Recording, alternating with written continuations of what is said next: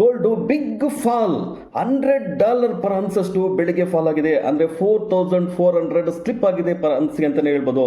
ಇನ್ನು ಸಿಲ್ವರ್ ನೋಡೋದಾದ್ರೆ $2 ಅಷ್ಟು ಸ್ಲಿಪ್ ಆಗಿದೆ. ಅಂದ್ರೆ $66 ಪರ್ ಅನ್ಸ್ ಅಲ್ಲಿ ಟ್ರೇಡ್ ಆಗ್ತಾ ಇದೆ. ಸೊ ವಾರ್ ಇಂದ ಕ್ರೂಡ್ ಆಯಿಲ್ ಇನ್ಕ್ರೀಸ್ ಆಗ್ತಾನೆ ಹೋಗ್ತಾ ಇದೆ. ಆದ್ರಿಂದನೇ ಈ ಗೋಲ್ಡ್ ಪ್ರಾಫಿಟ್ ಬುಕ್ ಮಾಡಿ ಈ ಅಸೆಟ್ ಕ್ಲಾಸ್ ಇಂದ ಕ್ರೂಡ್ ಅಸೆಟ್ ಕ್ಲಾಸ್ಗೆ ಮೂವ್ ಆಗ್ತಾ ಇದ್ದಾರೆ ಇನ್ವೆಸ್ಟರ್ ಅಂತಾನೆ ಹೇಳ್ಬೋದು. ಇನ್ನು ಬ್ರೆಂಟ್ ಕ್ರೂಡ್ ಆಯಿಲ್ ಬಂದ್ಬಿಟ್ಟು $111 ಪರ್ ಬ್ಯಾರಲ್ ಅಲ್ಲಿ ಟ್ರೇಡ್ ಆಗ್ತಾ ಇದೆ. ಸೊ ಇನ್ನು ಟ್ರಂಪ್ ಅವರು ಒಂದು ಬಿಗ್ ವಾರ್ನಿಂಗ್ ಕೊಟ್ಟಿದ್ದಾರೆ. ಇರಾನ್ಗೆ 48 ಅವರ್ಸ್ ಗಡುವು ಕೊಟ್ಟಿದ್ದಾರೆ ಯುದ್ಧ ನಿಲ್ಸೋದಕ್ಕಂತಾನೆ ಹೇಳ್ಬಿಟ್ಟು. ಈಗ ಇರಾನ್ ಯಾವ ತರ ರಿಫ್ಲೆಕ್ಟ್ ಮಾಡುತ್ತೆ, ಯಾವ ತರ ರಿಯಾಕ್ಷನ್ ಮಾಡುತ್ತೆ ಅನ್ನೋದೇ ತುಂಬಾ ಇಂಪಾರ್ಟೆಂಟ್ ರೋಲ್ ಆಗಿದೆ. ಸೊ ಇನ್ನು ಅಮೆರಿಕದ ಡೌ ಜೋನ್ಸ್ ಫ್ಯೂಚರ್ಸ್ ನೋಡಿದ್ರೆ ಫ್ಲಾಟ್ ಆಗಿ ಟ್ರೇಡ್ ಆಗ್ತಾ ಇದೆ. ಇನ್ನು ಏಷ್ಯನ್ ಮಾರ್ಕೆಟ್ಸು ವೀಕ್ ಗೆ ಟ್ರೇಡ್ ಆಗ್ತಾ ಇದೆ. ಜಪಾನ್ ಮಾರ್ಕೆಟ್ 4% ಅಷ್ಟು ಡೌನ್ ಆಗಿದೆ. ಇನ್ನು ಗಿಫ್ಟ್ ನಿಫ್ಟಿ ನೋಡೋದಾದ್ರೆ 22,845 ಅಲ್ಲಿ ಟ್ರೇಡ್ ಆಗ್ತಾ ಇದೆ.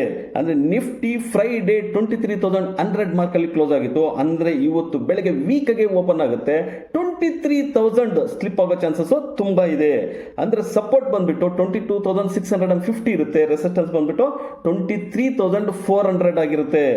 ಇನ್ನು ಬ್ಯಾಂಕಿಂಗ್ ಸೆಕ್ಟರ್ ಇವತ್ತು ವೀಕ್ ಗೆ ಟ್ರೇಡ್ ಆಗ್ತಾ ಇದೆ. ಮೇನ್ ರೀಸನ್ ಬಂದ್ಬಿಟ್ಟು HDFC ಇಶ್ಯೂ ಏನ್ ನಡೀತಾ ಇದೆ ದುಬೈಯಲ್ಲಿ, ಅದರಿಂದ ವೀಕ್ ಗೆ ಟ್ರೇಡ್ ಆಗುತ್ತೆ. ಅದಕ್ಕೋಸ್ಕರ HDFC ಬ್ಯಾಂಕ್ ನ ನಾವು ಪ್ರೆಸೆಂಟ್ ಗೆ ಅವಾಯ್ಡ್ ಮಾಡೋದು ಒಳ್ಳೆಯದು.